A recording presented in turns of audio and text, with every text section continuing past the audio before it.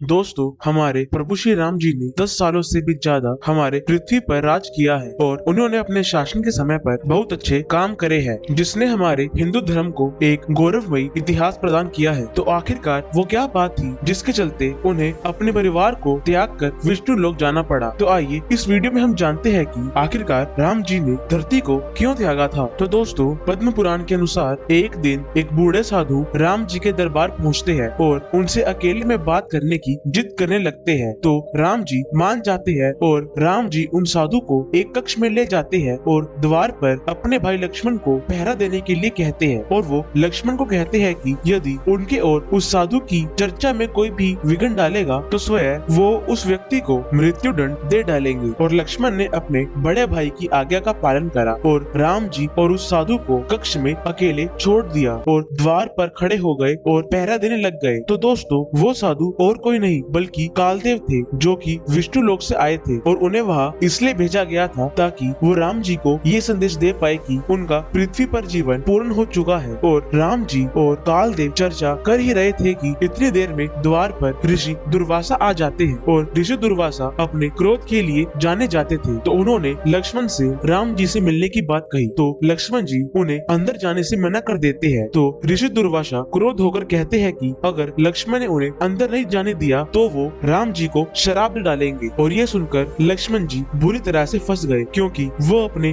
भाई की आज्ञा का पालन करना भी चाहते थे और वो अपने भाई राम पर किसी प्रकार का शराब भी नहीं देखना चाहते थे। तो फिर लक्ष्मण जी सोचते हैं कि अगर मैं ऋषि को अंदर जाने दूंगा तो राम जी को विवश होकर उन्हें दंड देना पड़ेगा और उन पर ब्रह्म हत्या का पाप लग जाएगा। तो लक्ष्मण जी खुद अपने पर दंड लेने का सोचते हैं और वो स्वयं जाकर द्वार खोल अंदर चले जाते हैं। तो राम जी अपनी बात पर ठहरते तो थे ही, क्योंकि वो पुरुषोत्तम श्री राम है। पर इस बार बात अलग थी, क्योंकि सामने स्वयं उनके छोटे भाई लक्ष्मण खड़े थे और उनमें इतनी सहन शक्ति भी नहीं थी कि वो अपने भाई लक्ष्मण के प्राण ले सके। तो इसके लिए वो अपने भाई लक्ष्मण को देश निकाला दे देते हैं। और दोस्तों, उस समय पर देश निकाला की सजा मृत्यु दंड के तरह एक कठोर और कठिन सजा मानी जाती थी। तो लक्ष्मण जी अपना बोरा बिस्तर लेके वहाँ से निकल पड़ते हैं। पर कुछ दिन रहने के बाद वह उदास हो गए, क्योंकि लक्ष्मण जी कभी भी राम जी के बिना नहीं रहे थे। और फिर आखिर में आकर उन्होंने अपने धरती जीवन को छोड़ने का सोचा। तो वो सरयू नदी के पास जाकर नदी में चले जाते हैं, जहाँ वो शेषनाग का रूप ले लेते हैं और विष्णु लोक के लिए रवाना हो जाते हैं। और दूसरी तरफ राम जी भी कभी अपने भाई लक्ष्मण के बिना नहीं रहे थे, जिसके चलते राम जी भी काफी उदास रहने लगे। और दोस्तों, जैसे राम के बिना लक्ष्मण नहीं, वैसे ही लक्ष्मण के बिना राम भी नहीं। तो फिर राम जी भी धरती को छोड़ने के बारे में सोचते हैं और फिर राम जी ने अपना राजपाट अपने पुत्र और अपने भाइयों के पुत्र को सौंप दिया और वो स्वयं सरयू नदी की ओर रवाना हो गए, जहाँ जाकर राम जी सरयू नदी के अंदर चले जाते हैं और विष्णु लोक पहुँच जाते हैं। और उसके बाद विष्णु जी स्वयं नदी से बाहर निकलकर अपने सभी भक्तजनों को दर्शन भी देते हैं। तो दोस्तों, उम्मीद है कि आपको वीडियो अच्छी लगी होगी। तो दोस्तों, अगर आपको वीडियो अच्छी लगी तो वीडियो को लाइक करना और चैनल को सब्सक्राइब करना। हम मिलते हैं आपसे नेक्स्ट वीडियो में, तब तक के लिए जय हिंद, जय भारत।